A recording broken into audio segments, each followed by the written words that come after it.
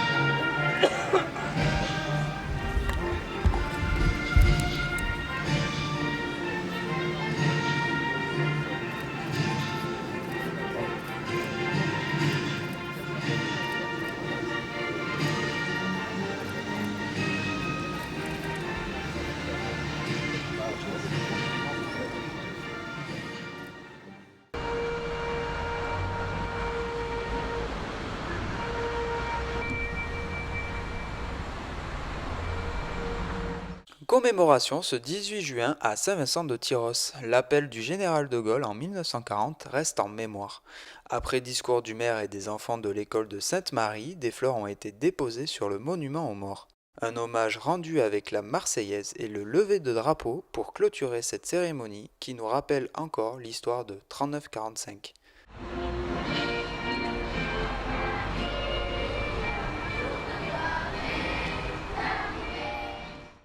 Avec 40 millions d'euros distribués aux familles sur les communes de Max chaque année, le partenariat entre communautés de communes et caisses d'allocation familiale pour mieux accompagner les familles est une réussite. La première convention territoriale globale a été signée en 2012. Elle a été reconduite pour 2 ans, le 12 juin dernier. Après une première signature en 2012, la Caisse d'allocation familiale et la communauté de communes Max repartent pour un nouveau partenariat pour la période 2015-2017. Sa principale originalité, c'est de comprendre l'ensemble des champs d'intervention de la Caisse d'allocation familiale dans une seule convention. Et ces dispositifs sont mis en œuvre après un diagnostic partagé avec les élus de la communauté de communes. C'est donc la grande originalité de la convention globale, c'est d'être l'occasion d'une approche globale des problématiques des familles. Ainsi est né l'Escale Info dans l'avenue Georges Pompidou à Cabreton. L'un des aspects essentiels de cette convention, c'était un lieu d'accueil qui a été lui aussi construit pendant la période. Un point où on pouvait centraliser tous les services qui concernent la famille, qui concernent les jeunes, qui concernent l'insertion professionnelle, qui concernent l'autonomie, la parentalité. Et l'idée, c'était de dire, il faudrait peut-être qu'il y ait une seule offre globale sur le territoire. Et puis on s'est mis d'accord sur la construction de l'Escale Info avec la CAF, qui l'a financé, qui a participé à l'investissement avec la communauté. Des permanences de la mission locale, relais d'assistantes maternelles et même notaires et avocats, l'Escale Info regroupe plusieurs partenaires pour informer au mieux les familles. Prochainement, à l'occasion du renouvellement de cette convention, le Centre d'information du droit des femmes fera aussi une permanence ici, à côté de la caisse d'allocation familiale. Par ailleurs, de plus en plus les services publics passent par l'Internet et notre objectif ici à l'Escale Info, c'est d'accompagner les publics dans ces démarches numériques pour qu'ensuite ils puissent les reproduire de manière tout à fait autonome à leur domicile. Et si la CTG est re-signée, c'est que l'Escale Info est une véritable réussite. Avec l'expérience, on s'est rendu compte que la coopération marchait vraiment bien. Il y a plus de 10 000 personnes qui sont passées l'année dernière et il y a 30% des gens qui viennent justement pour les permanences de la CAF.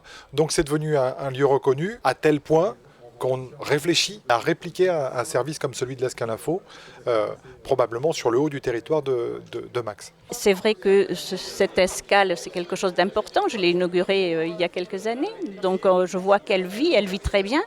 Donc on espère que ça va continuer. Et puis actuellement, c'est la seule dans le département, cette convention, cette CTG, cette convention territoriale qui a été signée.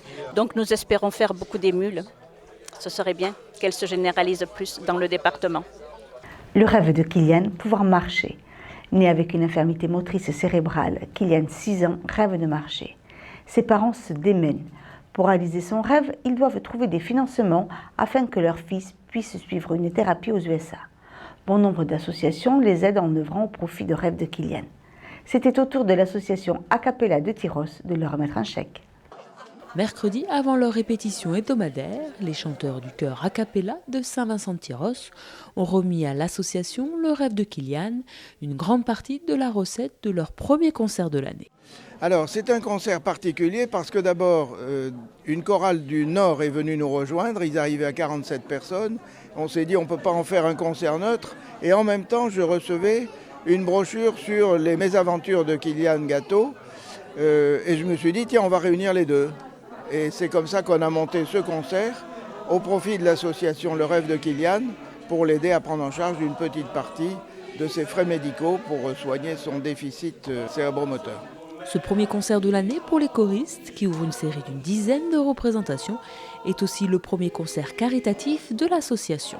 On n'avait jamais fait ça, ça n'est pas dans nos usages, mais on s'est dit que maintenant on allait en faire un une fois par an comme ça. On allait faire une opération coup de poing, coup de coude, coup de main, un coup de quelque chose quoi. Le chœur Acapella a donc remis un chèque de 800 € aux parents de Kylian, une somme qui leur permettra de financer un billet d'avion pour Miami où Kylian suit sa thérapie. Le voyage c'est 10 000 €, ça comprend les billets d'avion, l'hébergement, la thérapie, la location de voiture là-bas. Ça on le fait deux fois par an, donc au total il nous faut 20 000 € par an. C'était donc la quatrième fois que nous partions et là Kylian nous a fait le plaisir de marcher avec des cannes tripodes.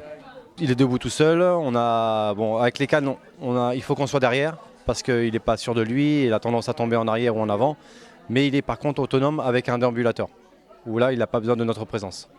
Des progrès encourageants pour le jeune garçon et sa famille. Si vous souhaitez les soutenir de quelque manière que ce soit, rendez-vous sur le Facebook de l'association Le Rêve de Kylian.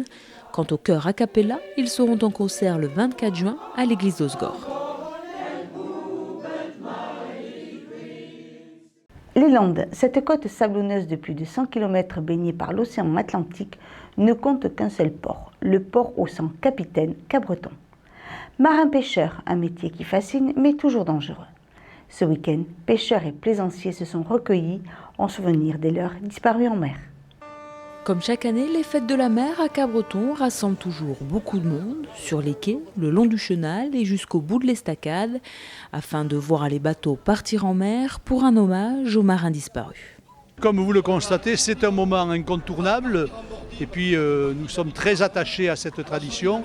Et puis c'est un moment très fort parce qu'il y a à la fois un moment d'émotion, on n'oublie pas que c'est le moment où l'on rend hommage aux marins péris en mer, mais c'est aussi l'occasion d'une grande fête du port, des marins, puisque nous avons la chance d'avoir le seul port des Landes à Cabreton.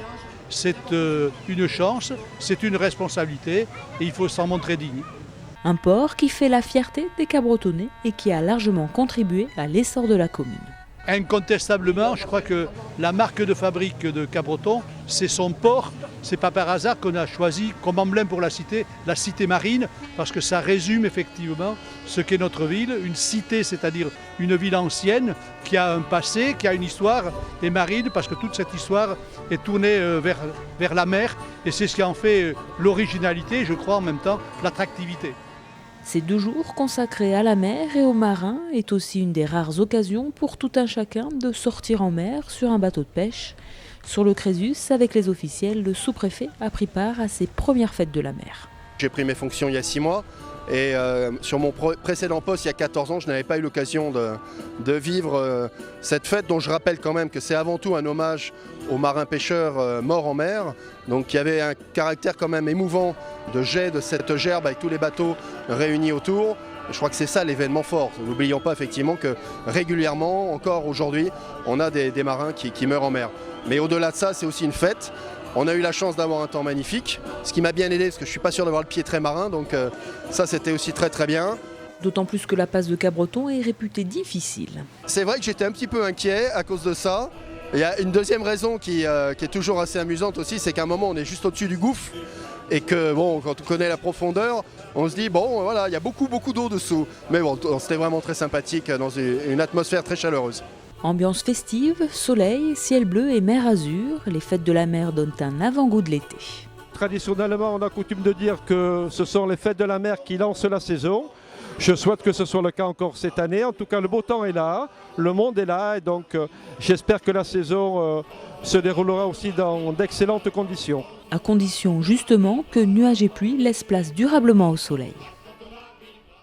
Mercredi dernier, nous étions avec notre série Beau Travail dans les tuyaux.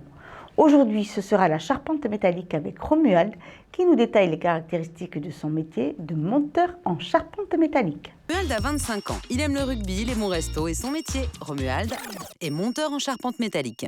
Je reçois les pièces, je contrôle que tout soit en ordre selon le plan de construction. Ensuite, j'assemble sur place. Il faut donc être méthodique pour assurer le montage et habile, évidemment. Je fais des charpentes pour les toitures et des structures pour tout type de bâtiment. Il peut faire ça aussi, le monsieur? J'ai travaillé sur la Tour Eiffel. Si on a une bonne condition physique et pas le vertige, on peut tout faire. Un métier physique qui demande un bon sens du contact, puisque Romuald est en relation permanente avec l'architecte et le chef de chantier. Je peux changer de chantier tous les jours et dans toute la France. En plus, je voyage, c'est cool. Après un bac pro, Romuald a été embauché dans la société dans laquelle il a passé 4 ans en alternance. En tant que chef d'équipe, il gagne 1 900 € par mois. On recherche 800 monteurs en charpente métallique par an et des offres sont disponibles sur beautravail.org. Et moi, je la ferais plutôt de cette couleur. C'était Beau Travail avec le MEDEF. Voilà, cette édition est maintenant terminée. Je vous remercie de nous avoir suivis. Je vous retrouve lundi 22 juin sur TV Land, votre web télévision locale, pour de nouvelles actualités. Bon week-end à tous.